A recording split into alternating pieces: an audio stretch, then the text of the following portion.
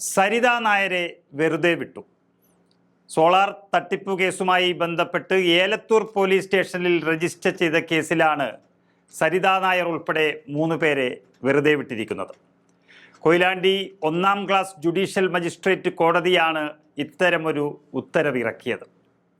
നമുക്കറിയാം, കേരളം കണ്ട ഏറ്റവും വലിയ ഒരു കേസ് 2014 എരഞ്ഞിക്കൽ മൊകവൂർ സ്വദേശി വിൽസൺ സൈമൺ നൽകിയൊരു കേസിലാണ് ഇപ്പോൾ സരിത നായർ, അതുപോലെ ബിജു രാധാകൃഷ്ണൻ, മണിമോൻ എന്നിവരെ കോടതി വെറുതെ വിട്ടത്.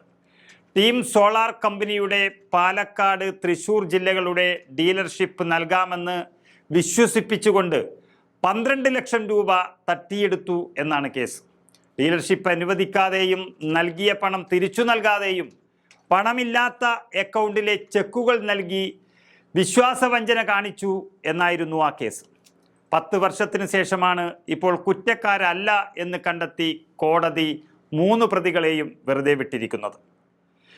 എന്നാൽ വിധിക്കെതിരെ മേൽക്കോടതിയെ സമീപിക്കാനാണ് പരാതിക്കാരൻ്റെ തീരുമാനം. അതൊക്കെ എന്തുമാകട്ടെ, പക്ഷേ ഈ കേസിൻ്റെ പ്രാധാന്യം അതല്ല. ഒരുപക്ഷെ നമ്മൾ ഈ നൂറ്റാണ്ടിൽ കേരളം കണ്ട ഏറ്റവും വലിയ സമര പരമ്പരയായിരുന്നു സോളാർ സമരം. വെറും സമരം എന്നല്ല, സമര കോലാഹലം എന്ന് തന്നെ പറയേണ്ടി വരും. പ്രതിപക്ഷമായിരുന്ന LDFും അതുപോലെ മറ്റുള്ള കക്ഷികളുമൊക്കെ UDF ഭരണത്തെ ഇല്ലാതാക്കാൻ നടത്തിയ ഏറ്റവും വലിയ സമരം, അതിൻ്റെ പിന്നാമ്പുറങ്ങളും അതിൻ്റെ യാഥാർത്ഥ്യവും ഒക്കെ മനസ്സിലാക്കുന്നതിന് മുൻപ് തന്നെ സമര കോലാഹലത്തിൽ കേരളം മുങ്ങി. എന്നാൽ അതിനുശേഷം ആ കാരണം കൊണ്ടുകൂടിയാകാം UDFന് കേരളത്തിൻ്റെ ഭരണം ലഭിച്ചില്ല.